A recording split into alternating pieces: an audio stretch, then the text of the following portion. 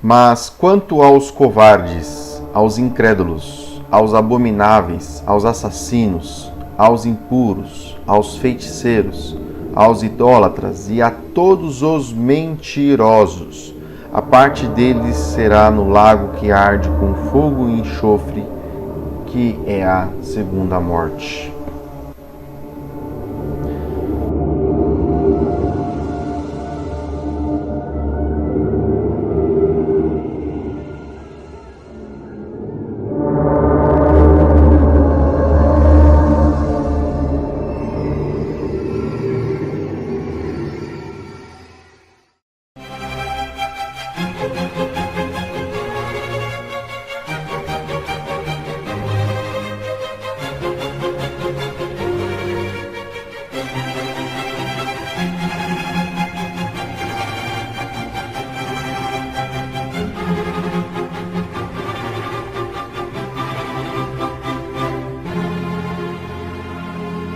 Seja bem-vindo ao canal Analisando a Fé pela Razão. No vídeo que eu faço hoje, eu quero abordar sobre a relação dos condenados ao lago de fogo e enxofre. Para quem não sabe, dentro da crença cristã, a doutrina do pós-morte que fala sobre o lago de fogo e enxofre, tá? Para quem já acha a ideia do inferno absurda, o inferno ainda não é o pior lugar.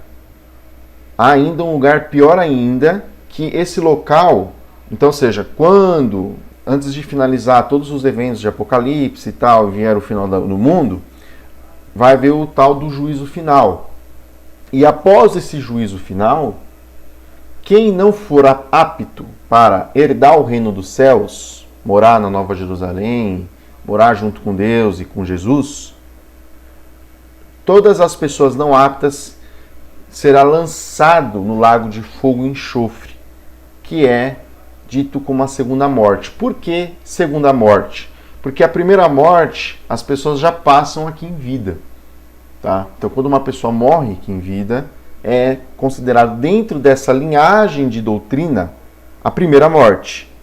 Após o julgamento, onde as pessoas não vão acessar a vida eterna junto com Deus e com Jesus, elas vão para o lago de fogo e enxofre, que é um lugar conhecido aqui no texto de Apocalipse 21 como a segunda morte. E quem que vai para lá? Aqui Apocalipse 8 dá a resposta conforme eu li no início do vídeo. Só que uma coisa que eu quero me atentar aqui, embora que fala sobre os incrédulos, que podemos incluir aí os ateus, os agnósticos, os deístas e todas as pessoas que não têm a Jesus Cristo como Senhor e Salvador, mas também sobre os mentirosos. Sim, sobre os mentirosos. Dos nomes aqui citados nessa lista, né, dos praticantes de atos que deixam inapto uma alma de herdar a vida eterna, os mentirosos aqui merecem uma atenção especial. E eu vou explicar o porquê nisso. Vou pegar a exemplo do personagem Jesus Cristo, que os cristãos afirma que por intermédio dele é que uma pessoa é salva, que é por intermédio de Jesus Cristo que hoje uma pessoa não vai para o reino do céu, não vai para o inferno sofrer, padecer. Que inclusive o texto de João 3,16 testifica isso de forma muito clara, quando fala que Deus amou o mundo de tal maneira que enviou o seu Filho unigênito para que todo aquele que nele creia não pereça, mas alcance a vida eterna.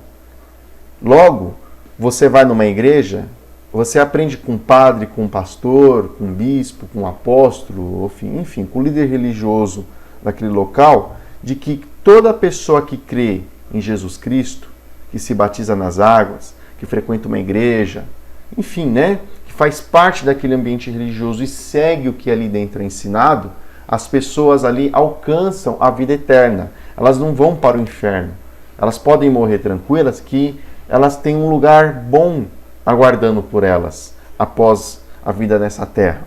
Se as pessoas, no caso aqui, os covardes, os incrédulos, né, os abomináveis, os assassinos, impuros, enfim, eu não vou explicar cada uma dessas listas, senão o vídeo vai ficar muito extenso. Mas, por exemplo, o que é um mentiroso?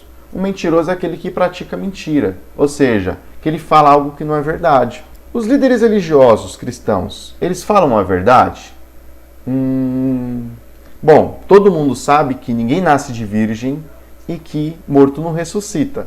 Logo, o que os pastores, os padres ensinam dentro de uma igreja? Que Jesus nasceu de uma virgem e que ele morreu e ressuscitou. E o pior ainda, que ascendeu aos céus. Bom, todo mundo sabe que isso é uma coisa que não existe. Logo, se eu afirmo isso como uma verdade, sendo que isso é algo que nunca aconteceu e não acontece, como podemos adjetivar uma pessoa que pratica, que apregoa tais ideias? Que ela é uma pessoa mentirosa. Ou seja, ela não fala a verdade. E se a gente pegar o personagem Jesus Cristo? Bom, o que Jesus Cristo... Ele fala duas coisas que eu quero salientar sobre os ensinos de Jesus. Tá? Que, em primeiro lugar, tudo que você tem na Bíblia sobre Jesus falando, no caso dentro dos evangelhos, são palavras, são frases, são termos atribuídos à pessoa de Jesus. Mesmo porque se Jesus Cristo ele existiu, ele nunca deixou nada escrito. Ele não deixou nada de próprio cunho nas suas próprias mãos. E sim, são relatos de pessoas que ouviram falar de Jesus e foram passando de pessoas para pessoas. E como nós já sabemos que quem conta um conto, aumenta um ponto. Mas se pegarmos assim, da forma que as pessoas acreditam, que é Jesus dizendo, duas coisas que Jesus ele faz que a gente deve observar de forma imparcial e cética. A questão da oração, ou seja, Jesus ele prometeu que tudo que fosse pedido no nome dele, crendo, a pessoa receberia. E para quem é cristão, por exemplo, se você está assistindo esse vídeo e você for cristão, quantas coisas? Muitos cristãos falam assim, bom, eu creio em Deus porque Deus já me atendeu num momento de precisão.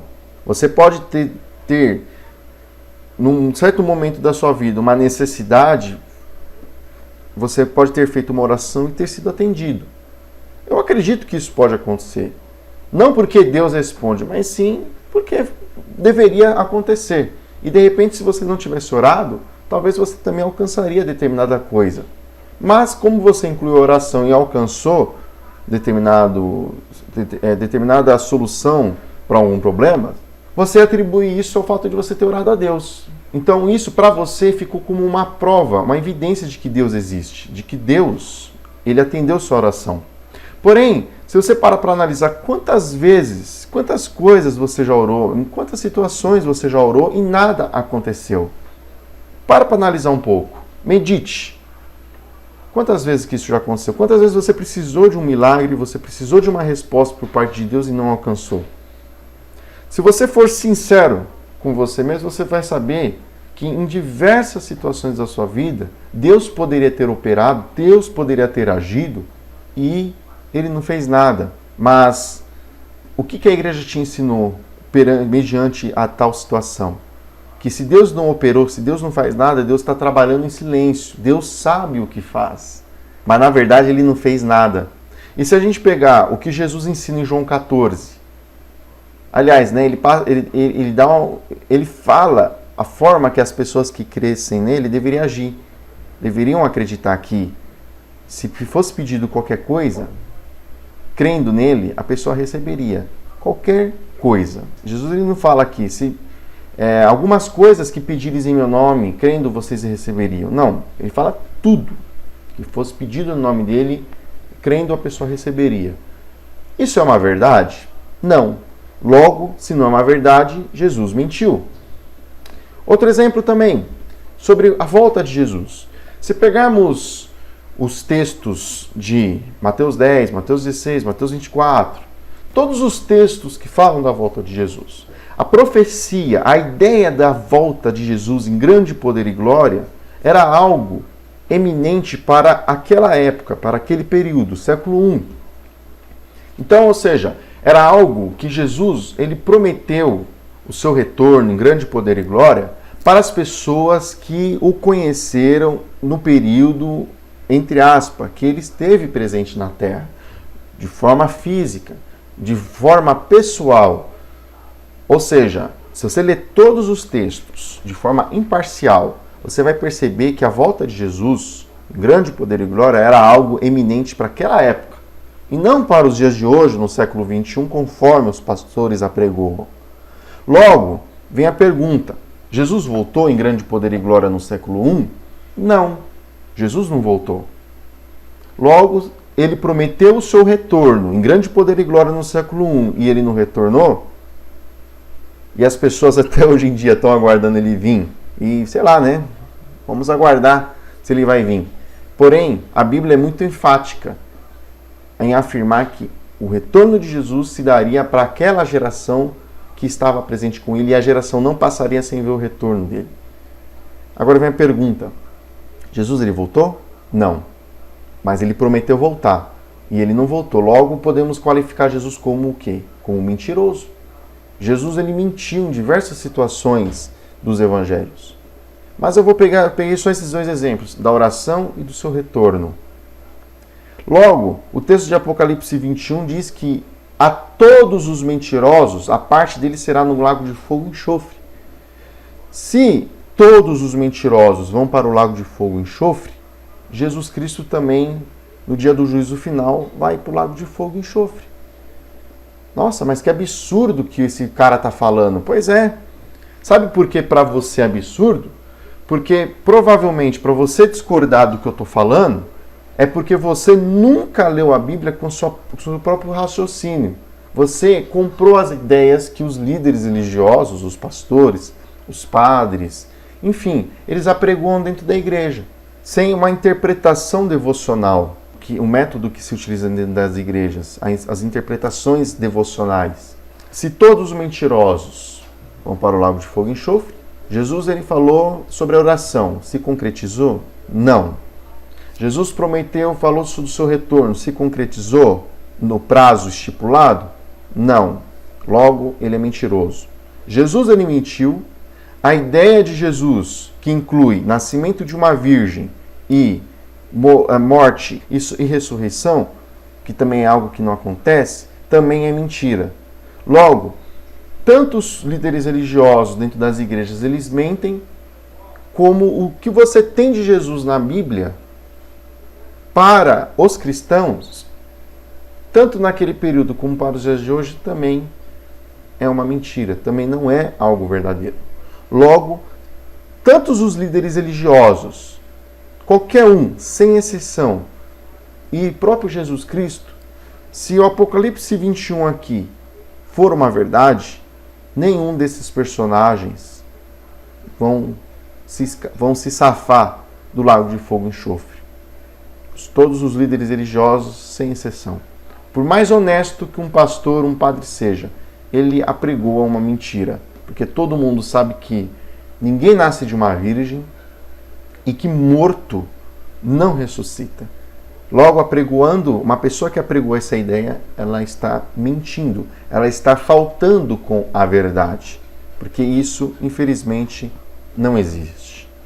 Então, se eu for literalizar, conforme muitos crentes acreditam por aí, meu caro, o teu pastor, o teu padre, o seu líder religioso, vai para o lago de fogo e enxofre. E lá você não vai estar sozinho, Jesus Cristo também vai estar lá. Porque o que Jesus falou aqui na Bíblia, se ele realmente falou, não se cumpriu. Logo, não se cumprindo, ele é um mentiroso. Basta você raciocinar. Se você não concorda comigo, é um direito seu. Você está dentro do seu direito.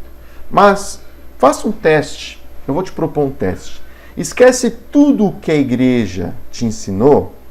Pegue a sua Bíblia e leia os Evangelhos e depois leia aqui o Apocalipse.